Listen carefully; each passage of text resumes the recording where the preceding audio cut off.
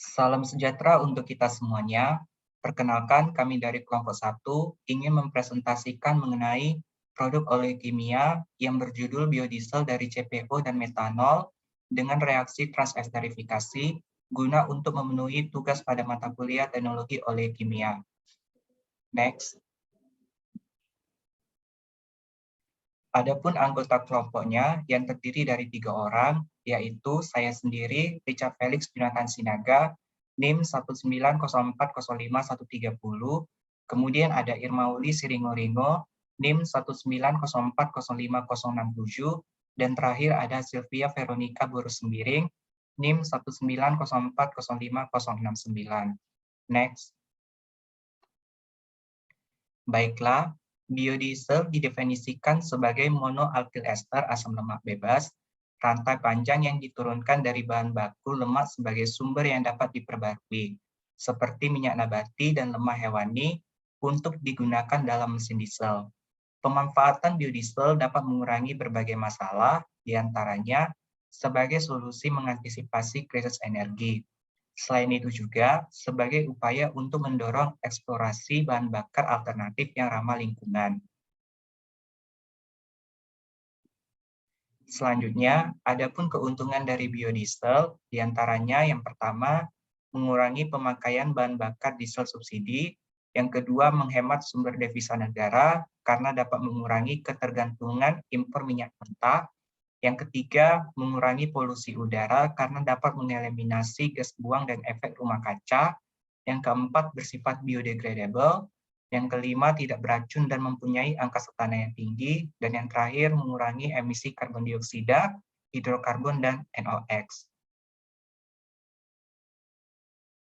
Selanjutnya, adapun faktor-faktor yang mempengaruhi proses pembuatan biodiesel, yaitu yang pertama, rasio molar antara CPO atau crude palm oil dan alkohol, yang kedua jenis katalis yang digunakan, yang ketiga suhu reaksi, yang keempat kandungan air dan asam lemak bebas, dan yang kelima kecepatan pengadukan. Selanjutnya ialah adapun proses produksi biodiesel, diantaranya yang pertama pirolisis. Pirolisis adalah reaksi dekomposisi termal yang berlangsung tanpa adanya oksigen. Yang kedua, mikroemulsifikasi. Di sini merupakan pembentukan dispersi stabil secara termodinamis dari dua cairan yang biasanya tidak mudah larut. Yang ketiga, esterifikasi. Esterifikasi merupakan tahap konversi dari asam lemak bebas menjadi ester. Dan yang terakhir, transesterifikasi merupakan pertukaran antara metanol dengan suatu ester untuk membentuk ester lain. Selanjutnya akan disampaikan oleh teman saya.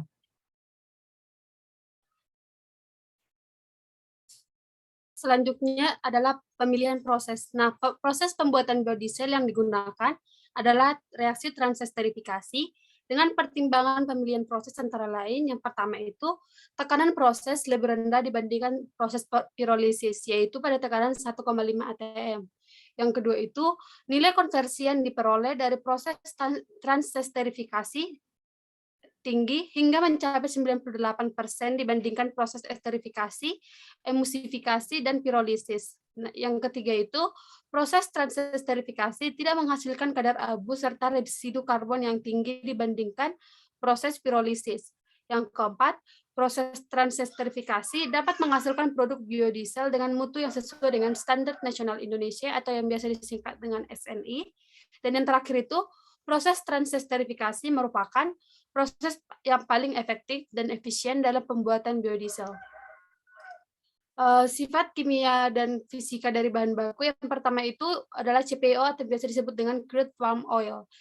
Yang mana CPO ini berada di fase cair dengan warna kuning, memiliki nama lain yaitu trigliserida dengan rumus molekul C3H5 COOR 3 kali dengan berat molekul 847,28 gram per gram mol dengan titik lele 33 derajat Celcius sampai 39 derajat Celcius serta mempunyai densitas 0,885 gram per mililiter dan memiliki kemurnian sebesar 95% dan larut dalam alkohol tetapi tidak larut dalam air.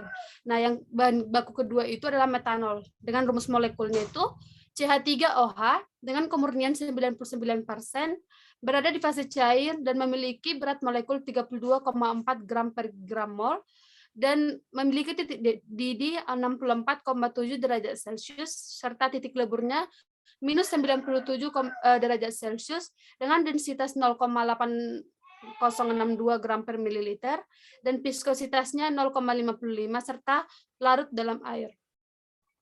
Untuk bahan baku ketiga itu adalah air. Air itu berada di fase cair dengan berwarna bening atau jernih dan memiliki titik bekunya di 0 derajat Celcius serta titik didihnya di 100 derajat Celcius. Air itu memiliki rumus molekul H2O dengan molekulnya itu 18 gram per gram mol dengan viskositasnya 1 serta larut dalam alkohol. Untuk bahan baku yang keempat adalah asam sulfat. Nah, di sini asam sulfat memiliki rumus molekulnya itu H2SO4 dan tidak berwarna, memiliki kemurnian 98% dengan fasenya itu cair. Asam sulfat memiliki berat molekul 98 gram per gram mol dengan titik didihnya itu 337 derajat Celcius serta memiliki densitas 1,833 kg per liter. Selanjutnya itu bahan baku yang terakhir adalah kalium hidroksida. Nah, di sini kalium hidroksida itu berada di fase padat dengan warna putih, memiliki titik leburnya itu di suhu 360 derajat Celcius dan titik didihnya itu di 1320 derajat Celcius. Nah, kalium hidroksida ini memiliki rumus molekul itu KOH dengan berat molekulnya itu 56 gram per gram mol dengan densitasnya itu sebesar 1,889 kg per liter dan konsentrasinya itu berada sebesar 85%. Selanjutnya itu untuk sifat fisika dan sifat kimia dari produknya. Nah, di sini akan dihasilkan produk yang pertama itu produk utamanya itu yaitu biodiesel atau yang bisa disebut dengan metil ester. Nah, biodiesel ini memiliki rumus molekul itu CH3COOR dengan berat molekulnya itu 284 kg per kilomol dan yang berada di fase cair dan warnanya itu kuning. Untuk densitas dari biodiesel sendiri sebesar 0,8881 kg per liter dengan titik didihnya itu 354,3 derajat Celcius serta tidak larut dalam air. Nah, kemurnian yang didapat dari biodiesel ini sebesar 99,54% dan impuritasnya itu 0,46%, CH3H5COOR 3 kali. Nah, untuk produk sampingnya itu adalah gliserol. Nah, gliserol ini memiliki rumus molekul C3H8O3 dengan berat molekulnya itu 92 kg per kilomol. Nah, gliserol ini berada di fase cair dengan bentuk dari fluidnya itu kental, serta memiliki densitasnya itu sebesar 1,26 kg per liter, dan titik didihnya itu berada di suhu 147,9 derajat Celcius, serta larut sempurna di dalam air. Nah, proses pembuatan biodiesel ini terbagi menjadi 3 tahap, yaitu yang pertama itu tahap persiapan bahan baku, yang kedua itu tahap reaksi atau di sini itu membuat reaksi esterifikasi yang kemudian dilanjutkan dengan reaksi transterifikasi, dan yang terakhir itu tahap pemurnian. Selanjutnya akan dijelaskan oleh teman kalian.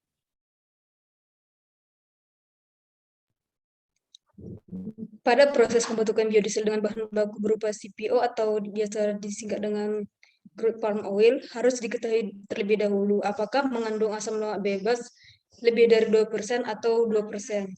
Maka harus melewati tahap esterifikasi terlebih dahulu, baru kemudian melakukan tahap transesterifikasi, agar asam lemak bebas tidak memiliki kecenderungan yang besar untuk membentuk sabun selama proses terjadi.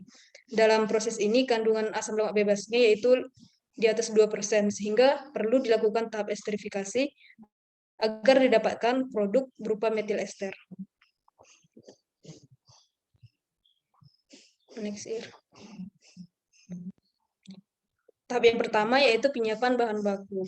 Sebelum melakukan reaksi esterifikasi CPO yang disimpan pada suhu 30 derajat Celcius dengan tekanan 1 atm di tangki penyimpanan, CPO ini harus dipanaskan di dalam heat exchanger hingga mencapai suhu 60 derajat Celcius sehingga siap untuk bereaksi di dalam reaktor.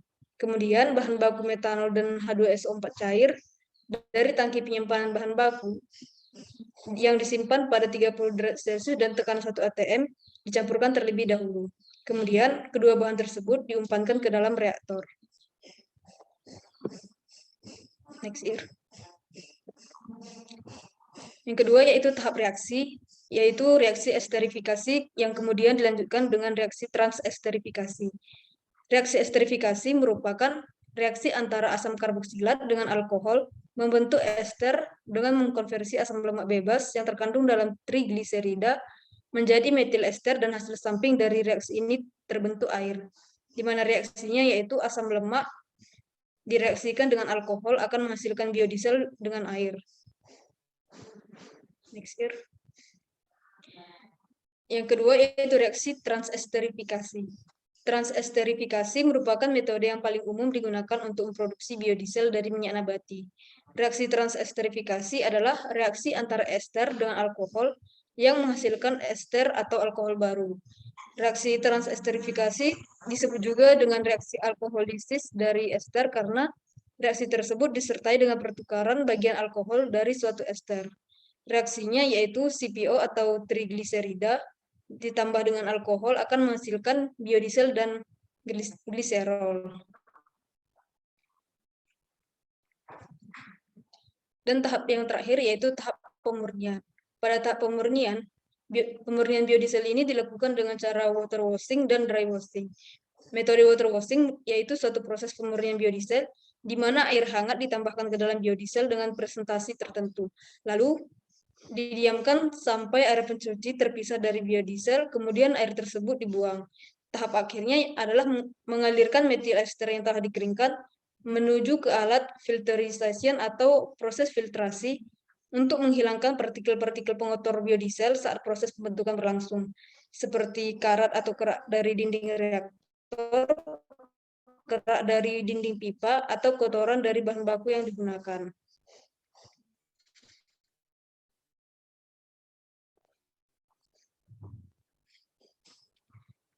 Berikut merupakan flowsheet dari pembentukan biodiesel dari CPO dan metanol, di mana pada tahap awal CPO dari tangki penyimpanan 1 dialirkan menggunakan pipa menuju heater atau pemanas. Di sini dilakukan pemanasan CPO sampai pada suhu 110 derajat Celcius dengan tujuan untuk menghilangkan kadar air yang terdapat dalam CPO, karena kadar air dalam CPO dapat mengganggu kinerja dari katalis. Setelah itu dari pemanas, CPO dipompa menuju kondensor untuk didinginkan sampai suhu 60 derajat Celcius agar CPO tidak membeku. Dari kondensor, CPO kemudian dipompa menuju reaktor 2 untuk dicampur dengan metanol dan H2SO4 yang sebelumnya sudah dicampur dalam reaktor 1 dan kemudian dialirkan ke reaktor 2. Pada reaktor 2 ini terjadi reaksi esterifikasi. Bagian luar dari reaktor 2 dilapisi oleh jaket pendingin yang bertujuan untuk menjaga agar suhu dari reaktor 2 ini tetap stabil dan konstan. Hasil dari keluaran reaktor 2 yaitu CPO, metil ester, H2SO4, H2O, dan sisa dari metanol. Campuran dari reaktor 2 kemudian dipompakan menuju separator, di mana dalam separator ini terjadi pemisahan antara dua fase, di mana produk atas merupakan CPO, metil ester, dan uap dari metanol, sedangkan produk bawah yaitu H2SO4 dan air. Produk bawah kemudian dialirkan menggunakan pipa menuju tangki penyimpanan sebelum H2SO4 tersebut di-recovery. Sedangkan produk atas yaitu CPO dan metil ester dipompa menuju reaktor 4 untuk dicampur dengan KOH dan metanol yang sebelumnya sudah dicampur terlebih dahulu dalam reaktor 3. Pada reaktor 4 ini terjadi proses transesterifikasi. Dari reaktor 4, kemudian campuran dipompa menuju separator 2 untuk memisahkan gliserol dengan metil ester atau biodiesel untuk terjadi pemisahan antara biodiesel dan metil ester, di mana fase bawah yaitu gliserol, karena gliserol memiliki berat jenis atau densitas yang lebih tinggi dari metil ester, dan dialirkan ke tangki penyimpanan 8, sedangkan metil ester diambil untuk dilakukan pencucian ke washer. Di dalam washer ini terjadi pencucian metil ester untuk penghilangan partikel-partikel pengotor seperti kerak dari dinding reaktor maupun pipa. Pencucian dilakukan pada suhu 100 30 derajat Celcius lebih kurang 10 menit sampai diperoleh pH yang netral yaitu sekitar 6,8 sampai dengan 7,2. Dari setelah pH tersebut tercapai, kemudian metil ester dialirkan ke dryer. Dalam dryer terjadi pengeringan yaitu untuk menghilangkan kadar air dari metil ester. Metil ester yang sudah dikeringkan kemudian dipompa menuju filtration untuk menghilangkan partikel-partikel pengotor. Dari metil ester dari filtration kemudian dipompa menuju tangki penyimpanan 6 untuk disimpan. Metil ester atau biodiesel dalam tangki ini merupakan biodiesel murni yang sudah siap digunakan sebagai bahan bakar.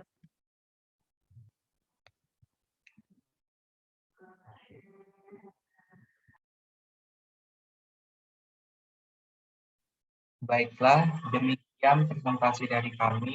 Mohon maaf apabila ada kesalahan. Kami ucapkan terima kasih.